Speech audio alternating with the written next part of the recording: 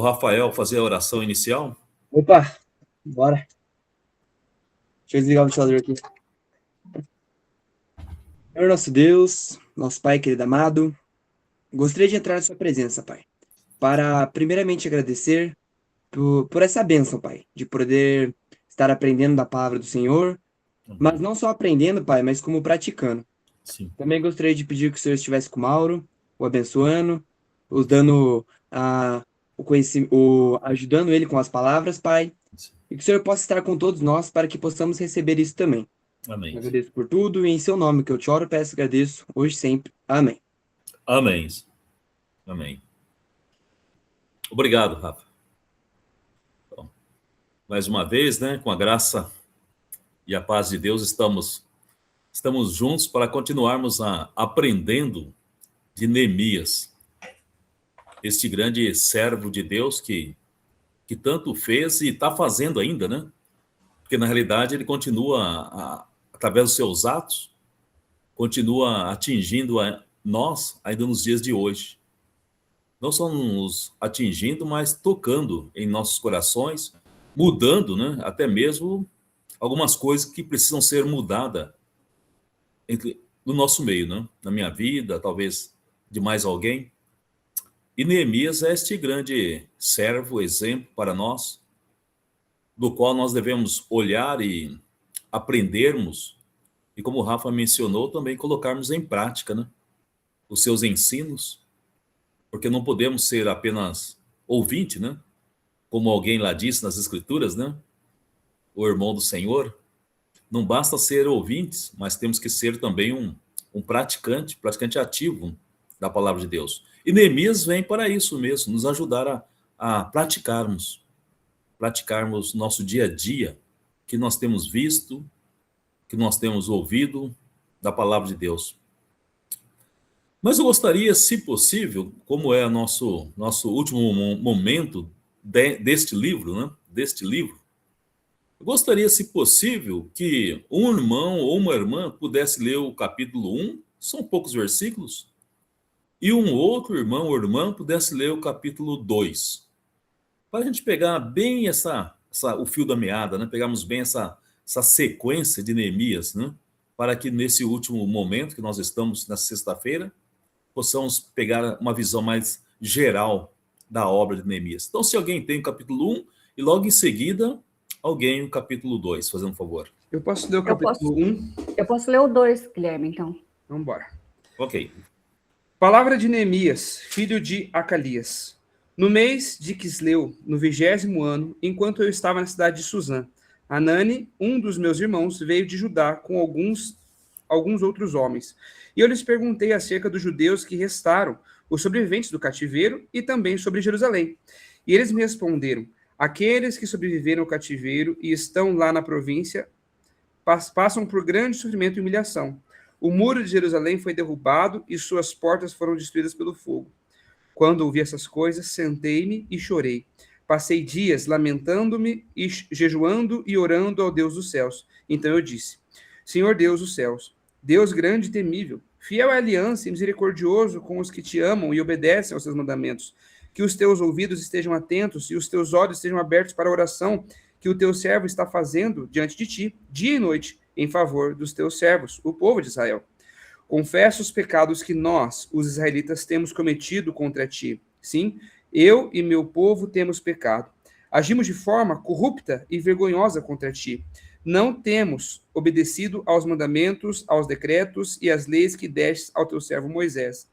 Lembra-te agora do que disseste a Moisés, teu servo.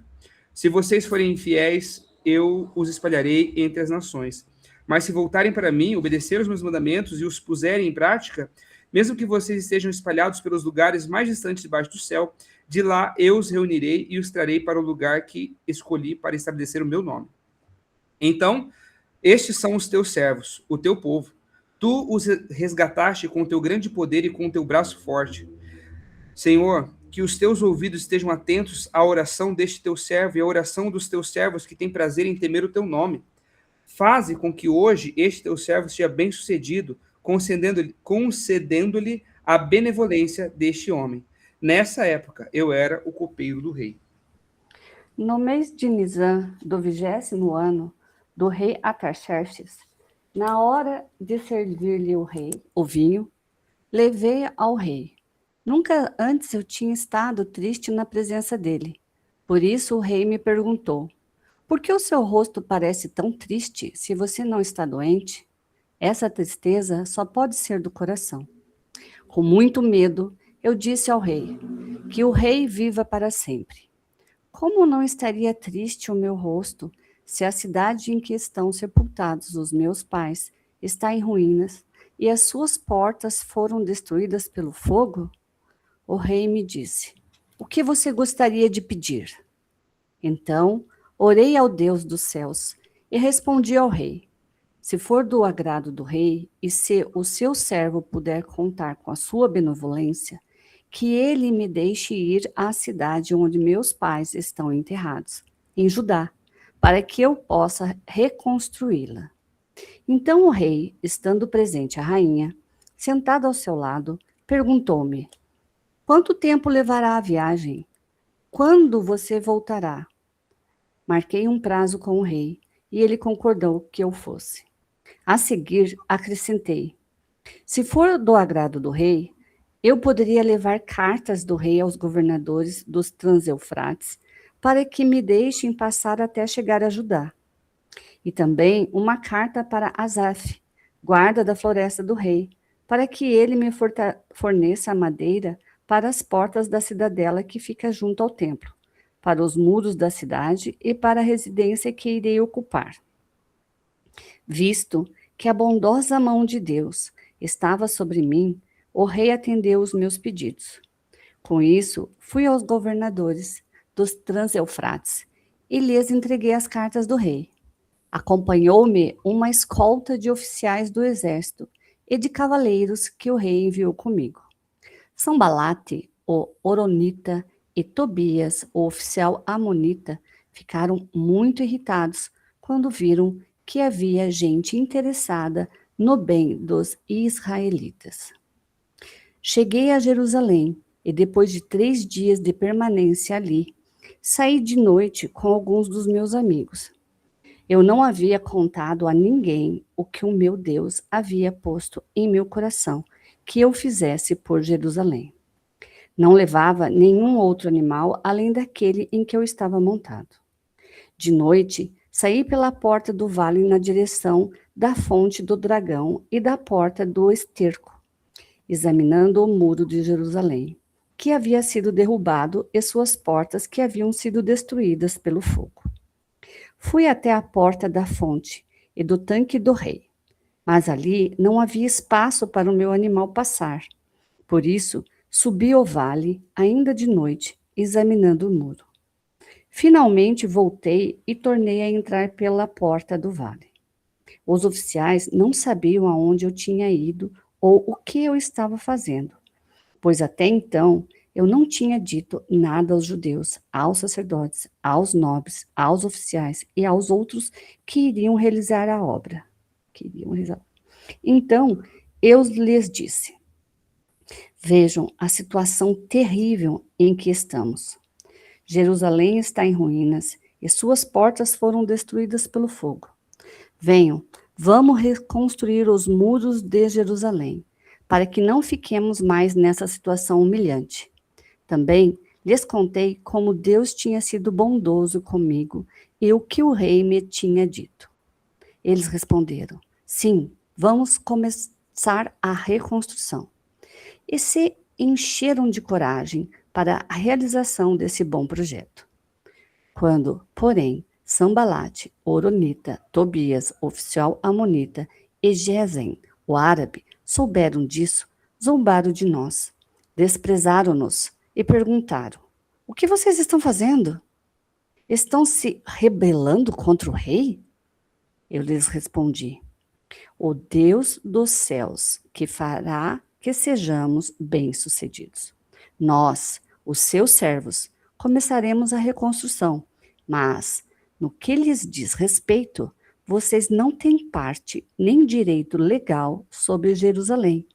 Em sua história, não há nada de memorável que favoreça vocês. Obrigado, irmão. Obrigado, irmão. Você já teve a experiência de iniciar um projeto? Quais foram seus primeiros passos? É justamente sobre os primeiros passos numa grande obra que trata esta lição, que é uma continuação da jornada de estudo que nós estamos tendo de Neemias. Depois de pedir permissão para ir a Jerusalém, como vimos, a fim de reconstruí-la, lá no versículo 5 do capítulo 2, agora no capítulo 2 de Neemias, de versículos 11 a 20, ele fala exatamente do momento em que ele chega à cidade e de suas primeiras ações, das quais ele iria realizar a obra da qual o levou até lá. Restaurando o serviço a Deus. Começa quando lembramos por que servirmos. Por que nós estamos servindo? O porquê. Não por obrigação, costume ou reconhecimento, mas por amor e gratidão.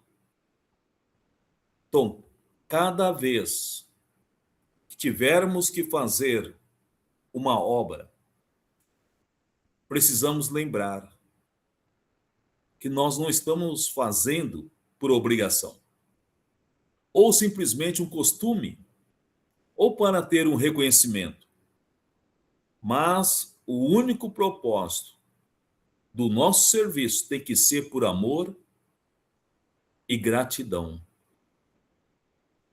Amor a Deus e gratidão pelo que Ele fez, está fazendo e vai fazer por nós. Às vezes, o serviço cansa, não é mesmo? Às vezes vira rotina ou até mesmo se torna um peso. E aí Deus nos chama de volta ao essencial. Vamos lembrar que a viagem da Pérsia até Jerusalém era altamente desgastante. Mesmo assim, Neemias faz este percurso com o único propósito: cumprir a obra de Deus. Ao chegar lá e andar pela cidade, ele depara-se com cenas piores, muito pior do que havia imaginado. A gloriosa Jerusalém de Salomão estava destruída e humilhada. Ele chega até a dizer no versículo 17, está vendo a miséria em que estamos. Lembra de novo? Veja bem, todas as vezes ele menciona nós, estamos. Todas as vezes ele se inclui. Ele nunca diz vocês, eles. Olha o que eles fizeram lá. Olha o que eles estão, o jeito que eles estão agindo. Vocês, não. Ele nenhuma vez nós vamos encontrá-lo, Neemias, direcionando a outro. Eles, vocês, sempre é nós, estamos. Ele sempre se coloca junto, como parte. Ele usa a segunda pessoa do plural sempre, né? Vamos Sempre. Reconstruir. Ele Sempre. não usa a terceira pessoa do plural e nem a primeira pessoa e nem a segunda pessoa do singular, né? É Não. sempre a segunda pessoa do plural. Plural, sempre. Nós estamos, sempre, todo momento. Uma lição para nós, não é mesmo? Uma lição. Na igreja, quando algo está acontecendo, não é eles. Olha o jeito que eles fazem. Neemias não ensina isso. Neemias fala nós. Estamos.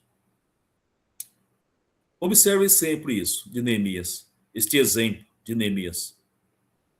Como ele diz no versículo 17, estais vendo a miséria em que estamos? Esta é uma palavra hebraica, né? Ela é traduzida por realmente, como ela diz em algumas versões, miséria. Também tem o sentido de calamidade.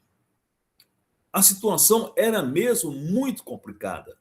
E Neemias tinha muito trabalho pela frente.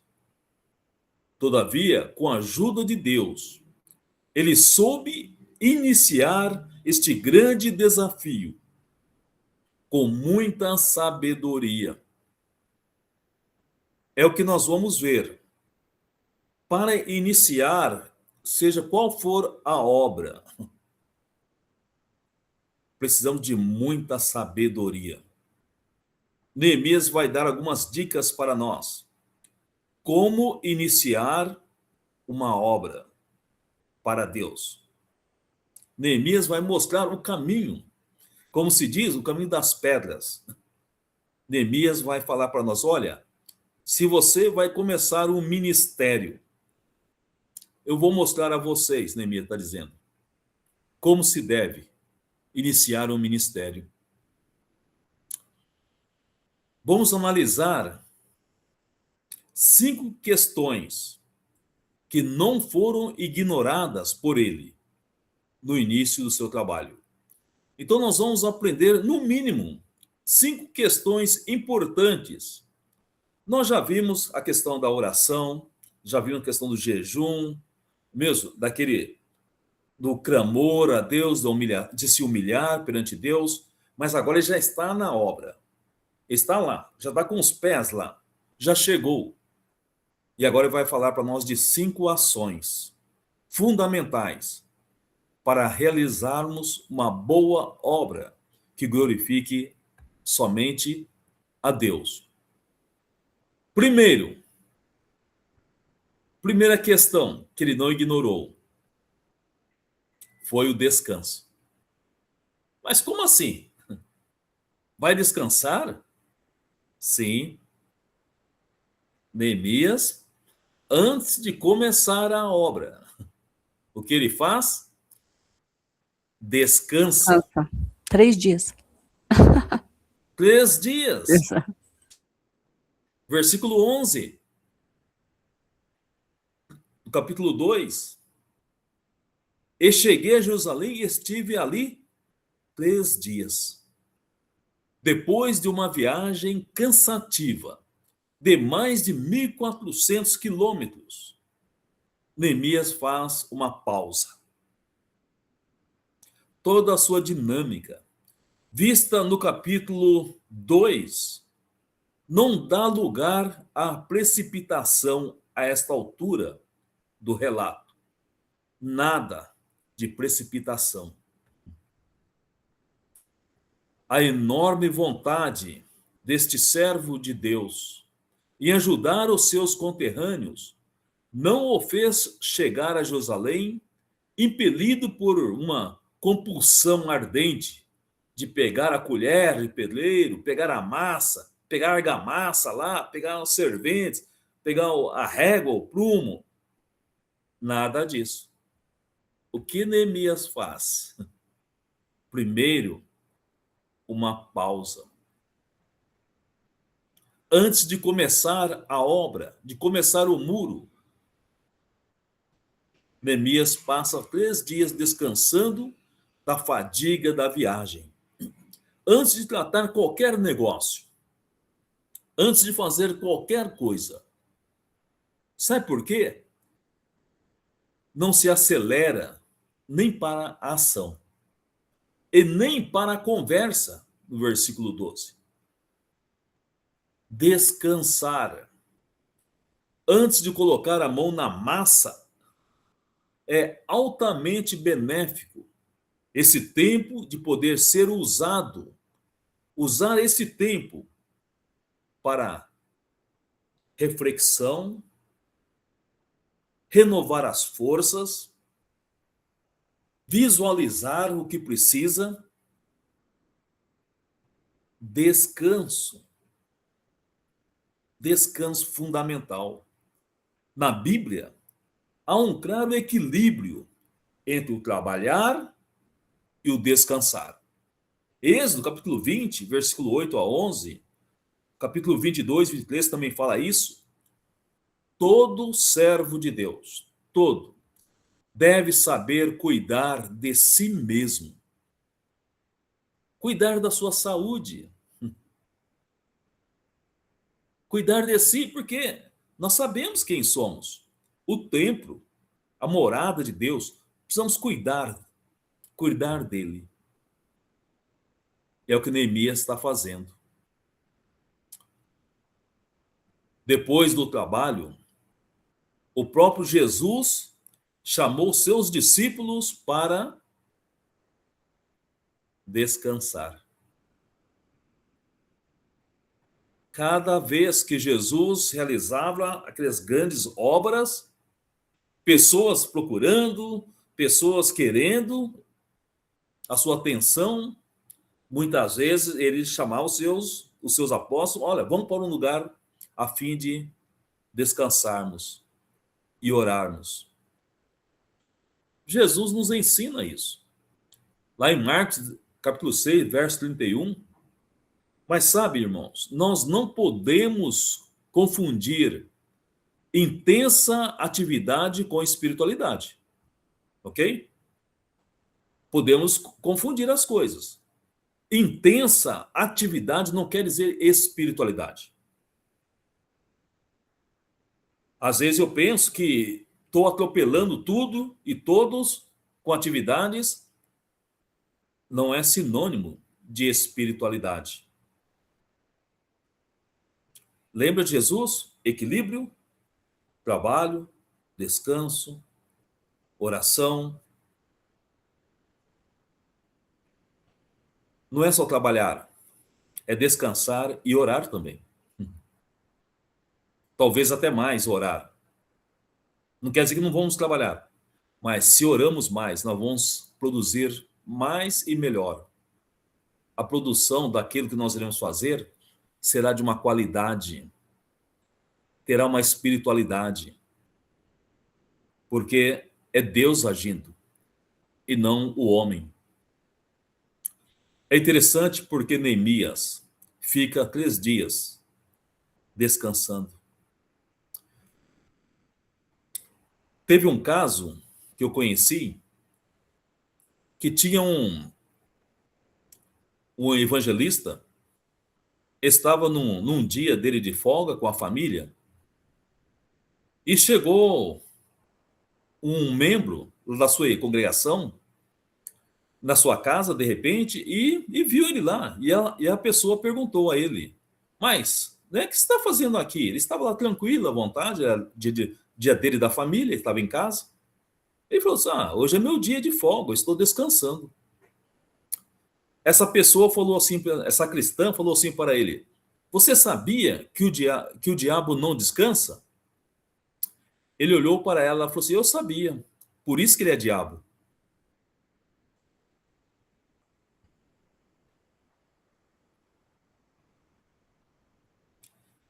Não descanse para ver o que vai acontecer no nosso ministério.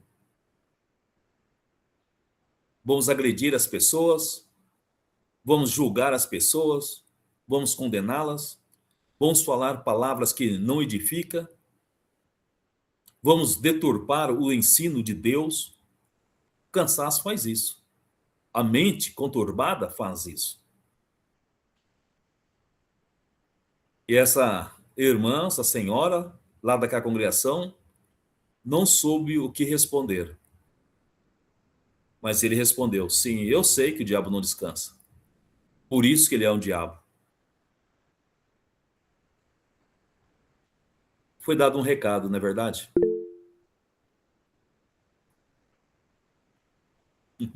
É bem isso mesmo, Elmar. Então, frente a uma grande empreitada, ele soube valorizar também o descanso. Ele tinha uma grande obra pela frente, mas ele precisava estar bem para iniciar essa obra, esse ministério. Imagine alguém cansado, irritado, começar uma obra no ministério. Já imaginou o que vai sair da boca dessa pessoa? Já imaginou como ela irá agir? Acho que nós sabemos, né? Quando nós estamos cansados, né? Nós sabemos muito bem, né? O que sai da nossa boca, não é mesmo? Acho que nós sabemos. Nós sabemos quando estamos cansados, quais são as nossas atitudes, o nosso comportamento. Uma das causas de Jesus chamar os seus discípulos para sair e descansar era porque ele queria que os seus fizessem um ministério que glorificasse ao Senhor Jesus e a Deus. Descanso não é perder tempo, é um ganho. Aumenta a qualidade, nos faz pensar melhor antes de falarmos algo. Que quando estamos, alguns de nós, pelo menos eu sou assim, quando estou muito cansado, sobrecarregado, não saem boas palavras da minha boca, infelizmente. Mas quando eu estou descansado, concentrado em Deus, naquilo que Ele tem feito, sai coisas bem melhor. É o que Neemias fez. Descansou. Outro ato de Neemias. Segundo, ele não ignorou a observação. Ele primeiro observou. Além do necessário e merecido descanso, Neemias também separou um tempo para fazer um levantamento da situação geral, sem despertar o interesse do inimigo. Vamos ler novamente o versículo 12 e o 13 também? Quem pode ler 12 e 13, capítulo 2? Nós estamos, por favor. Quer que eu leia, Mauro? Sim, pode ler, por favor. Só o 12 e o 13 só, né? Isso, só eles, novamente. Tá, deixa eu... minha Bíblia não... Saí de noite com alguns dos meus amigos. Eu não havia contado a ninguém o que o meu Deus havia posto em meu coração que eu fizesse por Jerusalém. Não levava nenhum outro animal além daquele em que eu estava montado. De noite, saí pela porta do vale, na direção da fonte do dragão e da porta do esterco, examinando o muro de Jerusalém, que havia sido derrubado, e suas portas, que haviam sido destruídas pelo fogo. Obrigado. Jesus. Neemias, ele usa a palavra examinar. A palavra examinar, que aparece nesse texto, e também ali no versículo 15, é uma palavra hebraica, que significa contemplar, observar algo cuidadosamente. É um termo médico para examinar a extensão de um ferimento. É o examinar. Então, antes de começar o trabalho, Neemias fez uma avaliação detalhada para familiarizar-se com a situação, confirmar as informações que recebera lá no início do capítulo 1, estabelecer um plano para a reconstrução lá presente. Ele fez tudo isso à noite, para não chamar a atenção. Seus servos o acompanharam a pé, pois um grupo montado poderia chamar a atenção demais. Um pouco de cautela nunca é demais. Neemias prosseguiu, viu que os portões da cidade tinham sido queimados. As muralhas estavam em ruínas, com exceção dos pequenos trechos, pequenos espaços, aqui e ali. E ele relata a miséria da qual encontrava Jerusalém. A miséria. Então, o que Neemias nos ensina nesse segundo ponto da sua jornada? observação. Antes de começar qualquer obra, examine bem, preste atenção, porque senão podemos tirar conclusões precipitadas. Podemos obter informações distorcidas. Então, examine bem tudo isso antes de começar a obra, antes de falar qualquer coisa. Ele não tinha falado nada ainda. Mas ele estava primeiro só observando. Sabe por quê, irmãos? Porque muitas vezes o não examinar, o não observar, pode nos fazer tirar conclusões, como se diz, né? Fora do contexto. Sim, Mary, você vai falar? Pode falar, minha irmã. O que você está falando aí me lembrou um pouco do... Acho que hoje nós estamos tão acostumados às coisas para amanhã, por causa da internet, Sim. e a gente esquece, por exemplo, como é que o corpo de Cristo começou no Brasil, começou em outros países. Foi com muito planejamento. Muito. A história do corpo de Cristo no Brasil é extremamente interessante e foi muito planejado. Os missionários que foram vindo depois de 61 foi muito planejado. E hoje nós temos o conforto de ter várias congregações prontas. Eu vou lá, bato meu cartãozinho, participo. Eu não tenho que fazer muita coisa que muita gente já fez. Sim. E eu acho que às vezes a gente esquece de fazer isso, de observar. Nós temos que fazer o que Neemias fez. Observar, e a gente esquece disso. É verdade, Marimar. É bem isso, a gente esquece, né? E é algo tão importante, né? A gente observar, calma, cautela, vamos devagar, uma coisa de cada vez, sem precipitação. É o que Neemias está nos ensinando. Sem precipitação. E olha que ele já tinha orado, jejuado, né? 120 dias. Mas agora ele chegou lá. Ele chegou lá. Eu ouvi uma história há muito tempo atrás, e sempre eu compartilho, foi algo verídico. Eu compartilho sempre essa história porque ela é muito, para mim é muito boa, faz muito sentido para mim. Eu vi também, irmã, de missionários.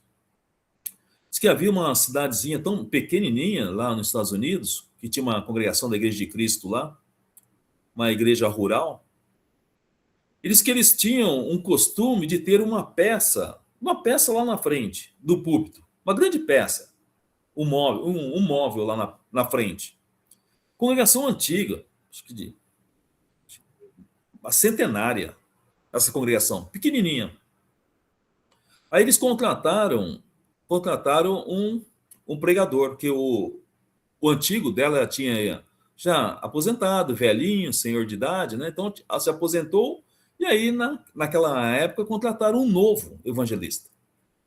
E esse evangelista contratado chegou e durante a semana se instalou, e no domingo ele seria apresentado oficialmente à congregação toda.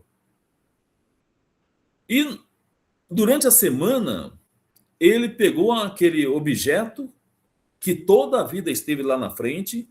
Acho que a igreja, a congregação ganhou de alguém, então ela deixava lá como uma recordação. Não usava, mas deixava lá como uma recordação para a congregação. E esse novo pregador chegou e tirou o objeto, sem falar com ninguém. Ele tirou, botou, acho que numa sala, enfim, ele tirou de lá. Aí no domingo chegou os irmãos. Os irmãos chegaram e levaram um susto. Aí os presbíteros daquela congregação, a liderança da congregação, ficaram assustados. O que aconteceu? Cadê, né, o nosso objeto?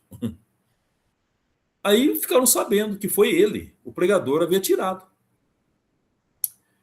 Eles chamaram o pregador, antes de começar o culto, antes da aula. Chamaram ele e demitiram ele. Demitiram. Aí depois contrataram um outro pregador. Nos Estados Unidos, você lembra muito bem, alguns irmãos aqui também, eles faziam grandes encontros das igrejas, dos pregadores, tinha aqueles grandes eventos. E irmãos de quase toda a parte dos Estados Unidos iam para aquele evento, né? Aquele encontro dos pregadores. E esse pregador que foi demitido, ele ficou sabendo que tinha um pregador daquela congregação. E ele quis saber, né? Quem era, porque, como ele conseguiu ficar lá naquela congregação, que havia mandado embora. E ele falou, quando eles se encontraram, se apresentaram, aquele da congregação que estava lá, falou que ele fazia 25 anos que ele estava naquela congregação. E o pregador demitido ficou assustado. Mas como você conseguiu? Como você está há 25 anos naquela congregação? E aquele objeto lá, ainda está lá? Eu falei assim, não está mais lá. Eu disse, não? O que você fez? Como você tirou de lá? Eu mudei ele 1 centímetro por mês.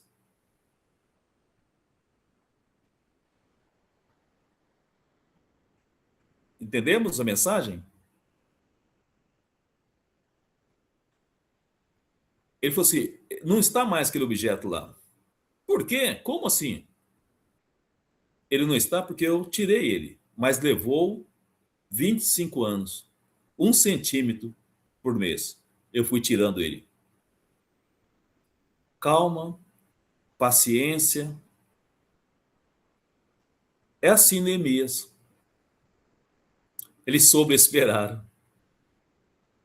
Fazer a coisa certa na hora certa. É assim que Neemias nos ensina. E precisamos muito aprender com ele.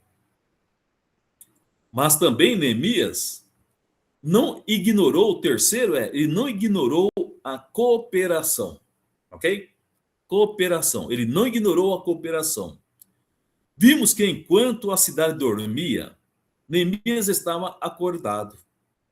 E depois de coletar os fatos e saber exatamente em que pé estavam os muros da cidade, Neemias procura os judeus, os sacerdotes, os nobres, os oficiais e aqueles que iriam realizar a obra em Jerusalém. Ele diz, verso 17, veja a situação terrível em que estamos de novo. Jerusalém está em ruínas e suas portas estão destruídas pelo fogo. Observe que Neemias se identificou novamente com os judeus. Veja a situação difícil em que vocês estão? Não. Mas disse, veja a situação difícil em que nós estamos. Não é vocês. A igreja é assim. A igreja não é eles.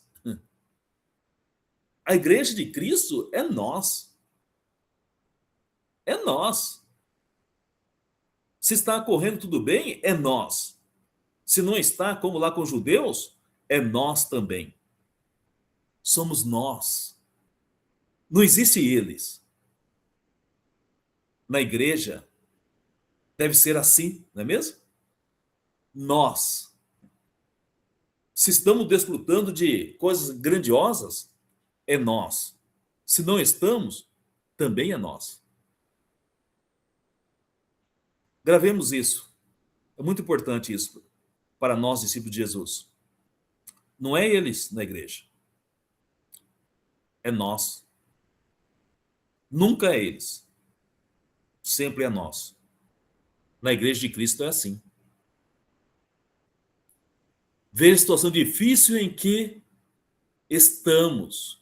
Ele era um deles.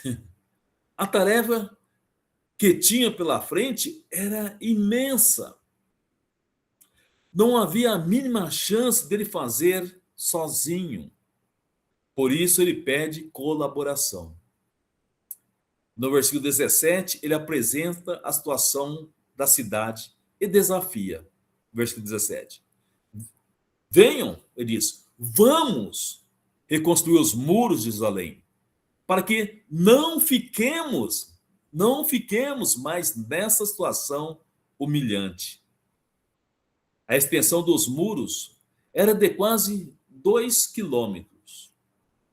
Os novos deveriam ter cerca de 1 metro de largura, talvez até 5 a 6 metros de altura.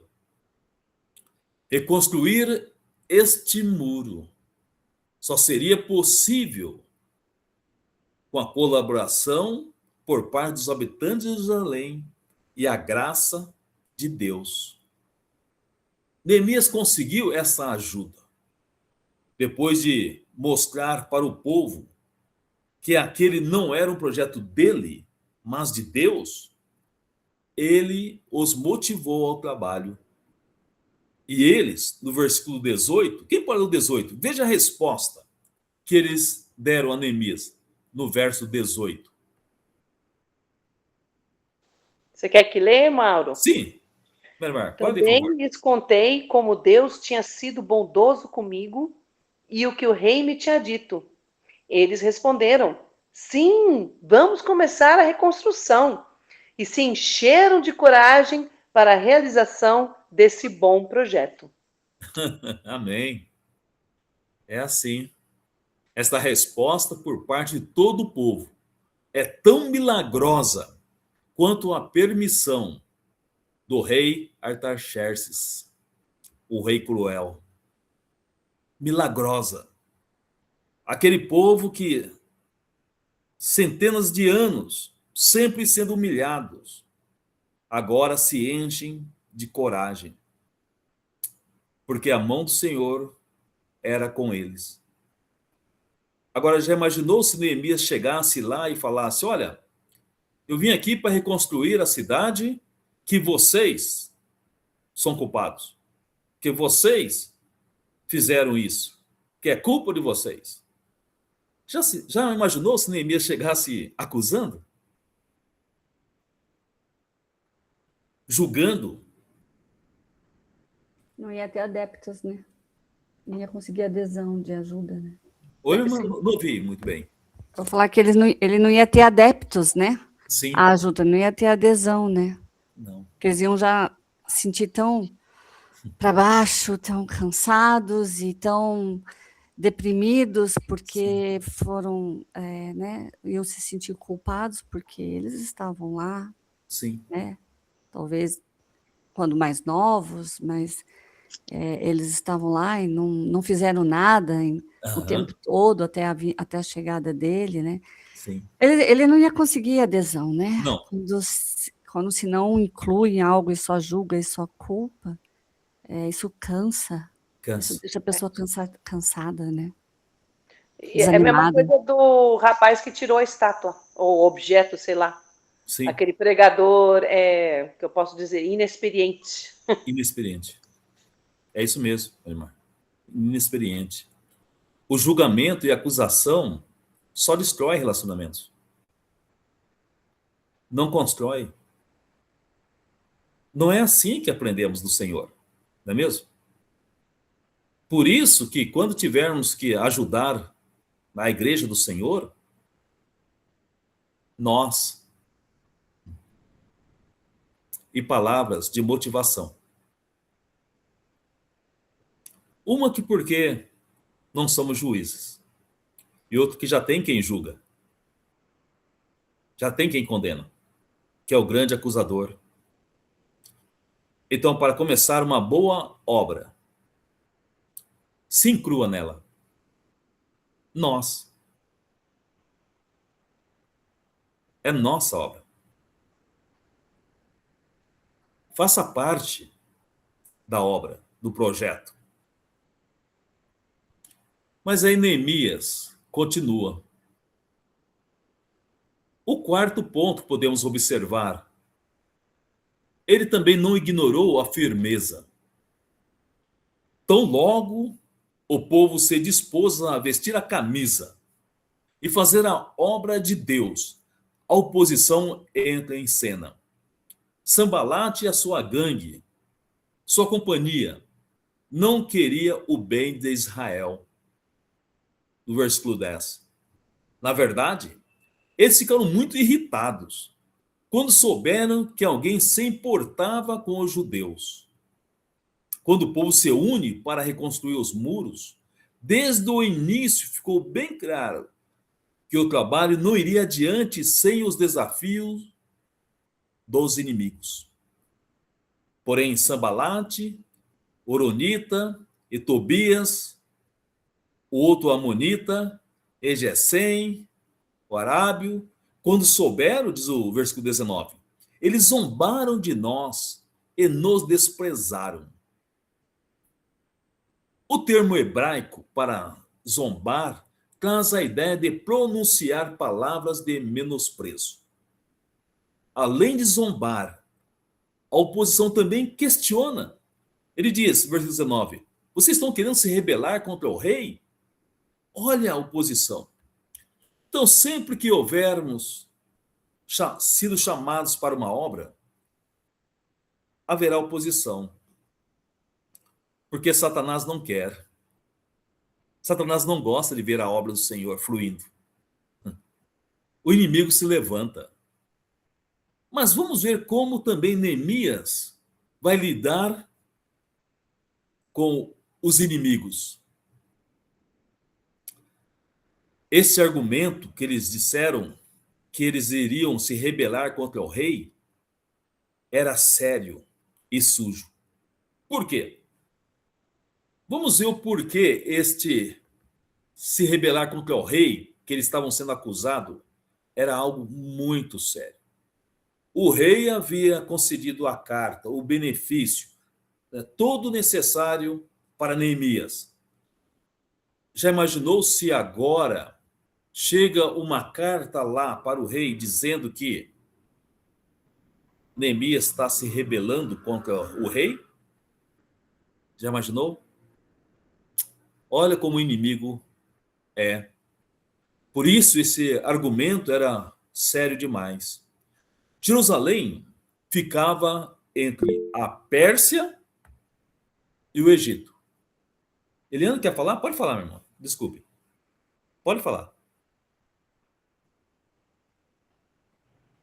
Quem pediu a vez? Eu ouvi a... Foi a Elaine mesmo, mas eu apertei sem querer. Nós estamos no carro, por isso que a gente está com a câmera fechada. Eu não ouvi muito bem. Ela disse que apertou sem querer, Mauro. Ela falou que tá no carro, ele tá com a câmera fechada, mas foi sem tá querer. Ok. Tá ok. Desculpe eu, então. Então, Jerusalém ficava entre a Pérsia e o Egito, no meio. Né? Pérsia, Egito e Jerusalém no meio. Esta era uma localização estratégica. Então, a Pérsia não podia haver nenhuma deslealdade em Judá, ali no meio. Pois o Egito era uma colônia persa em constante rebelião. Estava sempre em conflito com a Pérsia. Né? O Egito em conflito com a Pérsia. E Jerusalém aqui no meio. Então, qualquer rebelião aqui fortaleceria o Egito e poderia enfraquecer a Pérsia. E o que acontece, então? Veja o argumento da oposição, como ele é sutil. Mas, todavia, Neemias estava firme em sua decisão de reconstruir e levar adiante o projeto de Deus. Ele não estava disposto a dar ouvidos àqueles que se opunham à obra de Deus e nem permitir que alguém, a não ser o próprio Deus, detivesse seu trabalho. Ele disse com firmeza o que haviam decidido. Nós, versículo 20, começaremos a reconstrução. Neemias não se intimidou com o inimigo. Porque era sério aquela acusação. Depois, no livro todo, vai mostrar isso. Era algo muito sério. Porque Pérsia, num lado, Egito, que era inimigo, uma colônia, mas inimigo, ia sempre se rebelando contra a Pérsia e Jerusalém bem aqui no meio. Então, se a carta chegasse à Pérsia dizendo que eles se rebelaram, isso quer dizer o quê? Se uniram ao Egito. Pérsia podia ser conquistada ou derrubada. Então era séria a acusação de Jerusalém, aqui no meio, que de repente estava se unindo ao Egito. Era sério demais para a Pérsia. Mas Neemias continuou. O inimigo se levantou, mas ele continuou com a obra. Porque ele sabia quem é Deus. Que o Senhor estava com ele. Que a boa mão do Senhor era com ele. Ele não desistiu. O inimigo soprou algumas palavras, mas ele não levou em consideração. Ele não parou com a boa obra, ele continuou. O inimigo vai sempre se levantar. Quando nos dispomos a fazer a boa obra do Senhor, Satanás se levanta. O que devemos fazer? Continuar com humildade, firmeza, oração, jejum, muita humildade. E continuarmos. E continuarmos. Aí vemos o quinto ponto que Neemias nos traz. O quinto ponto é: ele não ignorou a dependência. Ele não ignorou a dependência. Quando Neemias saiu da Pérsia para ir rumo a Jerusalém, ele recebeu cartas do rei, comprovando não ser ele um traidor do império. Ao querer ajudar o povo judeu, ele tinha autorização para realizar aquela obra de reconstrução. Todavia, quando seus inimigos o acusaram, ele fez seu triunfo, não do mandato que recebeu do rei, mas sim da sua autoridade da parte de Deus. Olha o versículo 20 no início. Ele diz que o Deus dos céus é o que nos fará prosperar. Olha o que ele diz. É Deus. Não é o rei que deu a carta. Não é o rei que deu o suprimento. É Deus que vai nos ajudar a realizar essa boa obra. Neemias não confiava em si próprio, em sua própria força, ou conhecimento, ou entendimento, ou sabedoria. Ele não confiava. Ele teve coragem suficiente para afirmar e humildade que a sua força vinha de Deus. Não quis tomar para si a glória que não era dele. Neemias aprendeu a dar o crédito ao soberano Senhor em tudo. A prosperidade, que nesse contexto se refere à missão que ele viera cumprir em Jerusalém, viria do Senhor Deus. A base das ações de Neemias era a vontade de Deus. Ele fazia com que as pessoas olhassem sempre para Deus e não para ele. Ele diz: e quanto a nós, as pessoas nos seguem ou estão seguindo o Senhor? Talvez é algo que eu tenho que me perguntar sempre. Eu estou fazendo para receber o louvor ou para que o louvor seja para o Senhor Deus? É um bom exercício para o discípulo de Jesus. É um bom discípulo para o servo de Deus. O que eu estou fazendo? Para receber glórias, aplausos, ou para o louvor do Todo-Poderoso Deus? Pergunta tem que ser feita. Precisamos falar. Siga. Ô Mauro, tinha um irmão que eu conheci que uma vez ele estava reclamando com alguns lá, né? Falando que ninguém reconhece o que eu faço aqui. Eu falei para ele, cara, acho que você está pelo motivo errado, né? Porque o ideal é que ninguém reconhecesse mesmo. O ideal é que as pessoas, Sim. através do seu trabalho, glorificassem a Deus, não fosse dar parabéns para você, né? Então, e é fácil a gente ter um coração assim, né? Porque, principalmente quando o caso de Neemias aqui, que estava liderando alguma coisa, é fácil quando você está à frente você querer pegar, de alguma forma, a glória ou o louvor para você. Né? Então, é uma coisa que a gente tem que ter muito cuidado mesmo para não cair, porque por mais que a gente esteja liderando algo, nós lideramos todos ali para a glória de Deus, mesmo assim, né? Para que a glória seja direcionada ao Senhor. Amém, Gui, é isso mesmo. Toda glória tem que ser para ele, né? E não para a pessoa. Porque a pessoa não faz nada, né? Ele é apenas um instrumento. Lembra que quem está no controle de tudo, né, é o Senhor que dirige, é o Senhor que dita. Até mesmo o coração do rei perverso lá, da Pérsia, não era ele que comandava. Porque Deus mudou o coração dele. Deus mudou a atitude dele. É Deus que está no controle, no comando. Então toda a glória e louvor é sempre para ele. Nós somos apenas instrumentos, nós somos apenas servos e somos cooperadores. Estamos cooperando com a obra que não é nossa, que é do Senhor.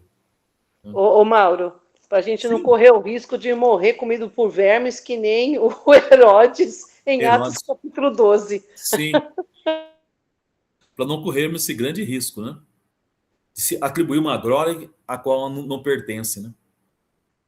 É isso mesmo, irmão. Aí, aquela história seria reescrita, Neemias diz, sem Tobias, Sambalate e companhia. Sim? Ô, Ô, Mauro, Mari. eu acho que esse conflito de sentir o orgulho de fazer por reconhecimento tem uma outra vertente, sabe? Que eu já presenciei e também já passei por isso. O de não querer fazer por ser mal interpretada, por não querer carregar sei lá, um rótulo, por não receber julgamento e assim mesmo esquecer.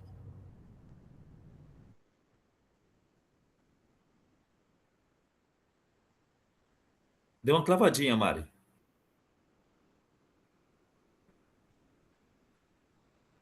Seu sinal deu uma... Eu vou continuar, depois qualquer coisinha ela volta. Acabamos de ver 5 questões que Neemias não ignorou quando chegou a Jerusalém para iniciar aquele trabalho grandioso do Senhor. As 5, lembrando, são descanso, observação, colaboração, firmeza e dependência em Deus. Ele reconhecia a importância de todos esses valores. Mesmo frente à oposição, a obra de Deus seguiu.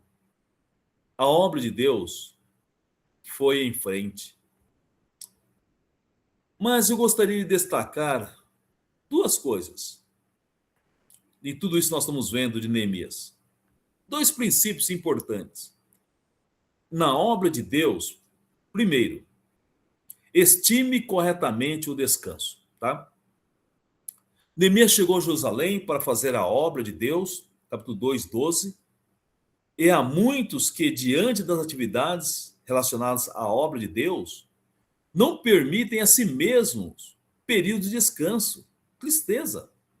Aliás, até pensam que descanso é perda de tempo. Negligenciam para com as suas responsabilidades, eles acham, espirituais. E acaba sobrecarregando a agenda num ativismo exagerado e prejudicial, que afeta inclusive as relações familiares, a saúde e até mesmo a boa obra do Senhor. Por isso, na obra de Deus, ou em qualquer outro tipo de atividade,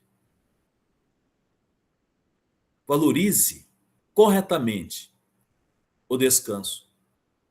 A Bíblia diz que o descansar também é para ser um bálsamo que renova as forças. E o segundo a destacar, sim. É que você falou em se descansar. Tem um livro escrito por uma mulher chamada Denise George, que fala sobre, está em inglês, né? Não sei se tem tradução em português, mas fala sobre o direito da mulher de descansar. E 14 princípios bíblicos para a mulher aprender a descansar e transformar a sua vida para ser uma serva melhor. É muito interessante esse livro. Legal. Legal, Marimar. Por isso que aquele irmão, talvez, né, não sei se ele leu esse livro ou não, quando ele falou, né, que o diabo não descansa, né, que por isso que ele é diabo, né, vai fazer a obra de Deus sem descansar, para ver o resultado. Vai fazer a obra de Deus exausta. Infelizmente, nós já sabemos o resultado, não é mesmo? Nós já sabemos. De novo, não confunda ativismo com religiosidade, com espiritualidade. Ativismo não quer dizer espiritualidade. Pelo contrário, pode ser outra coisa. Não estou falando que nós não devemos servir, porque Neemias serviu. Mas estou falando de equilíbrio. Nós estamos falando de Neemias, um servo equilibrado em suas ações. Tanto é que 120 dias orando. E quando vai falar com o rei, tudo que ele fala, tudo que ele faz, é guiado pelas mãos do Senhor. Mas vamos ver o próximo. Na obra de Deus, também valorize adequadamente as pessoas. Hoje em dia, há uma tendência muito forte, inclusive entre cristãos, de valorizar mais as coisas do que as pessoas. Valoriza-se mais o carro do ano do que uma boa amizade. Mais a casa luxuosa do que a comunhão cristã. Mais o ter do que o ser. Com esse pensamento, quem está à frente servindo, sempre às vezes se acha superior àquele outro servo. Por ter talvez algo um pouco mais. Este é um grande mal entendido que precisamos estar bem ciente que isso não faz parte dos filhos de Deus. Porque ninguém consegue ir muito longe sozinho. Por mais inteligente que alguém possa ser, este ainda assim precisa de pessoas. Neemias era um líder servo fabuloso, mas sozinho não iria conseguir realizar a missão que recebera do Senhor Deus. Ele precisou e procurou ajuda. Não usava as pessoas apenas como máquinas de trabalho. Tanto é que, quando pediu colaboração, ele se incluiu entre elas e disse: vamos reconstruir, e não construam vocês. Na obra de Deus, nunca se esqueça disso. Mas também nunca se esqueça que todos nós, aqui nessa terra, precisamos viver para a glória de Deus. E tudo, como diz o apóstolo Paulo, lá em 1 Coríntios 10, 31, portanto, quanto vocês comem, ou bebem, ou fazem qualquer outra coisa, façam tudo para a glória de Deus. Então, tudo quanto vamos fazer é para a glória de Deus. É para o louvor do Senhor. Tudo não é alguma coisa, algum dia, ou em alguma circunstância. Todo cristão precisa almejar em tudo que for fazer a glória de Deus.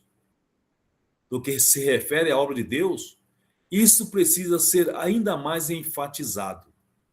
Muitos são os que estão recebendo a glória para si, no serviço a Deus, aparecendo mais do que o Deus da obra. No texto que analisamos hoje, Neemias diz que só fora a Jerusalém, só Jerusalém era o local da glória de Deus. E eles eram aqueles que iriam prestar a glória ao Senhor. Porque Deus estava com ele. O que precisamos? Nós hoje.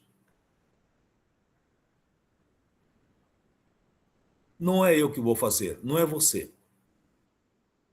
Mas é o Senhor Deus. E nós somos apenas instrumentos para glorificar o seu nome. Mas lembrando desses passos que nós vimos hoje, de Neemias.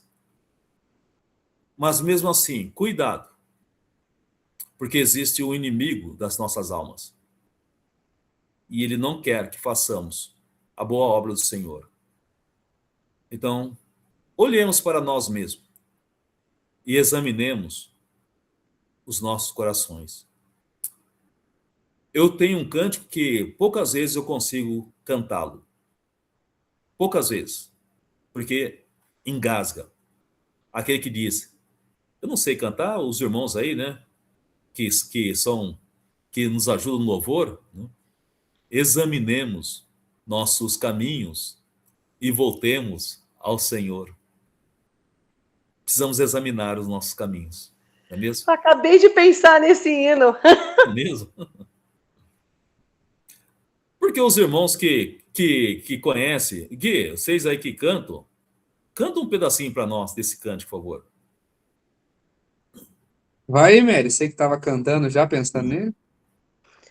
Examinemos nossos Os caminhos e e voltemos ao Senhor.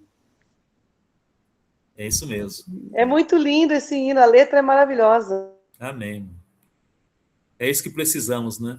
Muitas vezes, examinar os nossos caminhos e voltarmos ao Senhor, nosso Deus.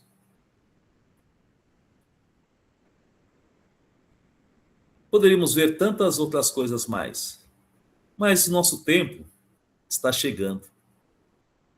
Mas gostei de lançar umas perguntinhas para nós.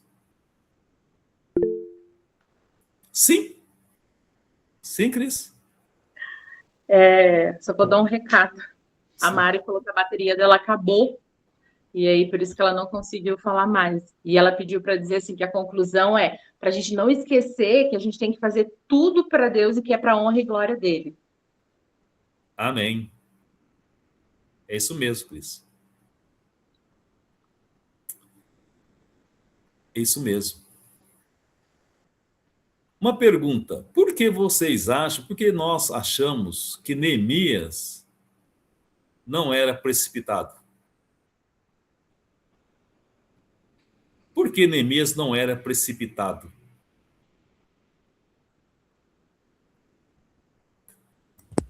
Acho que a função dele, né, o trabalho dele, acho que acho que do próprio trabalho dele, acho que fazia com que ele fosse mais atento, mais cuidadoso, mais cauteloso. Sim. Então, acho que Uhum. não só o fato dele conhecer o Deus, né, que é o nosso Deus, mas Sim. acho que a gente tem que colocar o quanto ele foi na terra que não era dele, o tempo da espera, Sim. como será quando na infância dele, o que ele teve que esperar. Eu acho que também talvez é da própria personalidade dele isto, né? Ou ter lido livros como, não sei como era em hebraico, né? Como que se tinha ainda, eles tinham acesso, né? A Salmos, né? A Provérbios, eu não sei como que era, mas eu ainda acredito que mais pelo próprio pelo próprio eu dele, a personalidade dele e o trabalho na qual ele exercia, que Aham. ele tinha que ter muita cautela para qualquer ação, né? Eu vejo ele como um homem assim. Sim, que bom. Bom. Gui, por que Neemias não era precipitado? É nítido que ele percebia, ele tinha certeza absoluta que todas essas coisas que ele estava fazendo e tudo mais não era por conta dele, não era por causa dele. Ele tinha noção de que era Deus no agir, em cada passo ali, tanto é que ele orava, ele tinha esse tempo de orar, porque ele sabia que por ele talvez não daria certo, ou talvez por ele se precipitaria em alguma coisa e erraria. Ao invés disso, o que é muito mais sábio, ele confiava no Senhor. Então, antes de falar com o rei, eu vou falar o que tem na cabeça aqui, não. Primeiro eu vou orar, Aham. né? Vamos descansar um pouco, pessoal. Vamos deixar Deus agir aqui. Então, ele tinha plena convicção de que não era pelas forças dele que iria acontecer ou que daria certo, mas sim pelo nosso Deus. Então, isso fazia com que ele não fosse precipitado e confiasse plenamente no Senhor a ponto de, pessoal, olha, é Deus, somos nós aqui, o que somos pecadores diante dele, ele está sendo benevolente com a gente. Então, ele tinha total essa clareza no seu coração. Legal, Gui. Então, Cris? Acho que a crise era de antes que ela estava levantada. É de agora também. Mas fiquei pensando também nessa questão do servir, da obra, essa questão que ele teve esse descanso lá, né? Que a gente estava comentando sobre os 3 dias, os dias de descanso. Às vezes acontece também a gente tem algum ministério, tem algum trabalho já na igreja, né? E aí a gente participa de outra situação e vai mais uma situação, vai 3, 4, 5.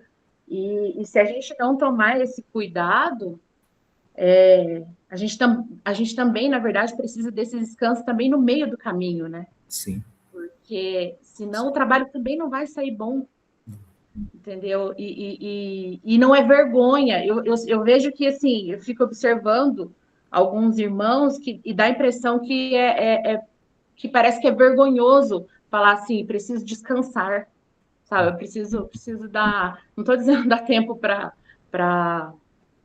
Deus, Deus. não é isso. Ter esse descanso mesmo, sabe? Não, vou descansar um pouquinho agora, porque para me voltar melhor, né? Eu vejo assim, quando eu comecei a dar aula dominical para as crianças, eu comecei com uma turma menor, mas eu queria muito dar aula para a turma dos pré-adolescentes, que é a turma que eu estou hoje. E eu precisei desse tempo para me preparar para esse descanso, porque encarar pré-adolescentes não é fácil, né? E eu queria fazer o papel com êxito, entendeu? E, né, então eu me preparei para isso, mesmo Sim. estando dentro do processo. E a gente tem que colocar na cabeça da gente que a gente não precisa ter vergonha ou achar que fracassei, né, com o meu ministério, fracassei com o meu trabalho, mas entender que a gente precisa disso também. Sim, também. Verdade. Merimar? Uma coisa que eu aprendi com meu pai, isso que a Cris falou do descanso, ele sempre falava, a gente precisa aprender a dizer não. Você não pode ficar fazendo todas as coisas, até porque os outros também têm que fazer. Sim. Você não vai levar a congregação sozinho, ou o grupo de estudo sozinho, não, é todo mundo junto, né? É todos, somos nós. Nós. E aí, enquanto um descansa, os outros estão fazendo. Porque obviamente, não pode parar todo mundo para descansar, que não vai dar certo. Mas ele falava muito isso, falava, você tem que aprender a dizer não, você não pode aceitar tudo.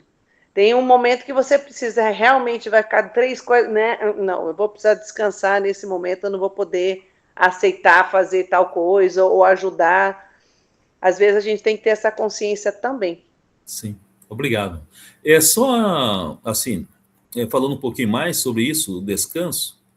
Descanso não está falando para nós não participarmos das atividades da igreja, tá ok? Não vou no culto, não é nada disso. Não é nada disso. o descanso, veja que Neemias fez, o exemplo é Neemias, o exemplo nosso é Jesus, né? Neemias, no caso agora, e Jesus, eles não pararam da sua comunhão com o Pai, de fazer o trabalho. Eles, nos intervalos, tinham os intervalos, eles tinham equilíbrios, né? Equilíbrio eles tinham, né? Trabalho, mas também descanso, né? Se de repente eu estou com muitas atividades e está me sobrecarregando, não estou tendo tempo para descansar, então de repente dou mais atenção naquele outro ministério, cuido dele, né? Fazer com excelência. Então não podemos, né? Eu sei que não é isso que nós estamos, mas só para esclarecimento, né? Para esclarecer. Descanso não é que eu não vou para o culto, nada disso.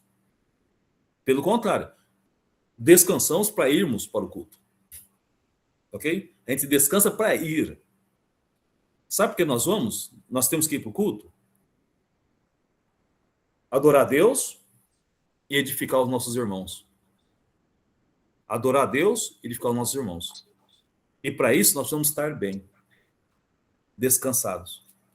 Para chegarmos lá, alegres, animados, motivados, para adorar a Deus e motivar os nossos irmãos na fé. Wilson? Ô Mauro, e parar é estar à frente dos trabalhos, mas não quer dizer que por trás você não está, né? Sim. Porque você tem visita, você tem oração, você tem fazer a sua família crescer, né? Tem as aulas. E não quer dizer que tem que parar de dar aulas, né? Eu já vi pessoas falar, tô dando muita aula. Eu falei, não, pera. A aula faz parte da vida do cristão, ainda mais de um homem, né? O homem que... Não, por favor, né? Todos, né? Mas eu digo assim, nós temos situações, como é que você vai falar para uma pessoa na rua, olha, eu tô de folga, eu não posso, né? A pessoa fala, olha, eu preciso tomar uma decisão, preciso conhecer Cristo. Pode ser mês que vem, eu tirei um mês aí para descansar, isso não existe, né? Não. Ou então a pessoa viaja e não vai para igreja nenhuma, não vai, sabe? Ah, não, vou tirar férias da igreja, vou viajar 2 semanas. Rapaz, oxi. Não. Nada disso, é isso mesmo. Aliás, naquela viagem você é cristão, né? Você continua sendo cristão na viagem, né? Cristão na viagem. É isso mesmo. Lembra Neemias?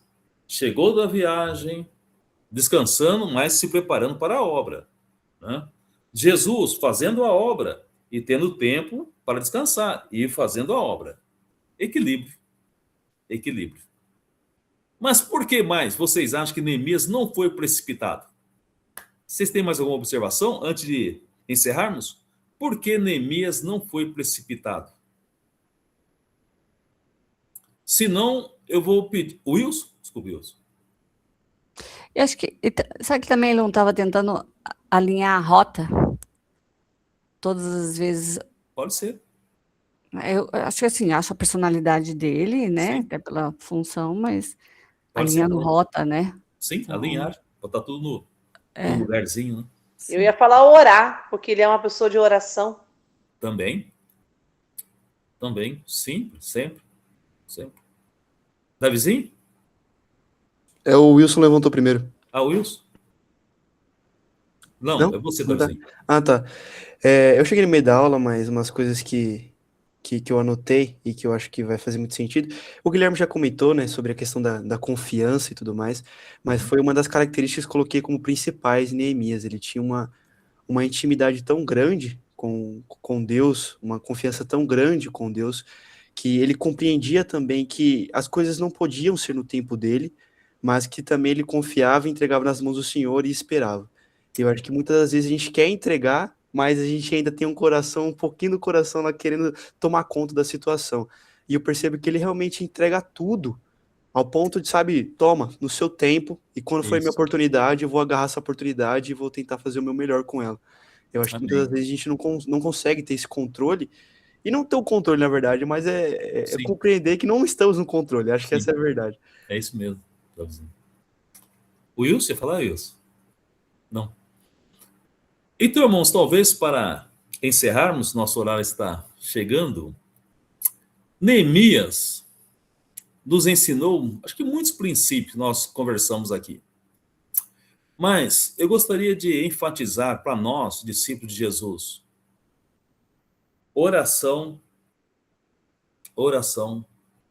jejum tempo com Deus, né? Humildade, aguardar a resposta do Senhor. Que Ele vai dar. Sim, não, ou espere um pouco, mas a resposta vem. Confiar que Ele está no comando, no controle das coisas. E tomarmos cuidado, né? Também, que quando formos agir na igreja, lembre-se, nós, não é eles. Ah, porque eles... Não tem isso. Da igreja de Cristo somos nós. Ah, porque eles... Isso não pode existir no nosso meio. É nós. Olha o exemplo de Neemias. Então vamos usar esses exemplos, né, que nós vimos de Neemias, como ele agiu, tinha uma grande obra pela frente, uma obra que durante anos, mais de 150 anos, nunca havia sido mexido naquela obra. E ele, com a boa mão do Senhor, em 52 dias, completou uma obra que parecia impossível aos olhos humanos. Mas não é impossível para Deus. Mas ele precisou ir até Deus. Oração, jejum, humildade, dependência, para que a obra pudesse ser realizada com grande êxito. Então, que Deus nos ajude cada vez mais a olhar esses princípios de Neemias e continuarmos servindo fielmente ao Senhor da obra, porque a obra é dele, não é nossa. Somos apenas servos da obra do Senhor. E que Deus nos abençoe, irmãos. E obrigado por esse tempo que passamos juntos aqui. Espero poder ter contribuído um pouquinho. Amém, Mauro. Obrigado. Nós te agradecemos aí pela presença na sua agenda apertada e disponibilizar um tempo aqui conosco. Muito feliz pela sua participação, ajudou muito mesmo. E, claro, esperamos para uma próxima, né? Então, Sim. Quando você quiser, Mauro, é só falar, ó, vamos retomar o Neemias lá, a gente, não, beleza, vamos parar tudo, para a semana toda, a gente faz intensivo de novo, para que a gente tenha mais esse momento. A gente agradece muito a você e a Deus pela sua vida também, meu irmão. Muito obrigado. É você. Quando assim que der, nós retornamos com Neemias, retomamos. Combinado. Neemias. De onde paramos? De onde paramos? Fechado. Para a gente encerrar, pessoal, só para avisar que amanhã temos aula de Apocalipse com o Daniel, tá bom? Então, 10 horas da manhã, quem quiser participar, tá? Todos estão convidados. Semana que vem, a nossa agenda vai ter bastante alteração. Eu vou mandar para vocês lá no grupo a agenda atualizada certinho daí, tá bom? Vamos orar então para encerrar esse nosso dia de hoje, nossos estudos. E nossa semana também, né? Está quase acabando. Oremos. Grandioso Deus, Pai bondoso, graças te damos, Senhor, por mais este momento onde estamos aqui, aprendendo com o seu servo Neemias, através do seu outro servo Mauro. Que o Senhor esteja nos abençoando, Pai, a estarmos absorvendo esse conhecimento, essas histórias, para que possamos ser melhores servos do Senhor. Sim. Para que possamos, de fato, confiar que tudo está nas suas mãos e que nós, nessa relação, somos apenas servos. Sim. E queremos servir e que o Senhor seja glorificado, mas que o Senhor, para isso, possa estar nos dando um coração cada vez mais humilde, Pai. Amém. E possamos estar sempre buscando glorificar ao Senhor em tudo que façamos, tudo que pensamos, que toda a glória seja direcionada ao Senhor. Amém. Agradecemos, Senhor, porque o Mauro esteve aqui conosco durante esse período, foi um período de muito aprendizado, e que o Senhor continue abençoando ele nesse ministério que ele já tem feito há tanto tempo. Cuide de nós também, Pai, abençoe também este grupo, que possamos continuar aprendendo com o Senhor, e tudo isso pedimos e agradecemos em nome do seu Filho Jesus. Amém.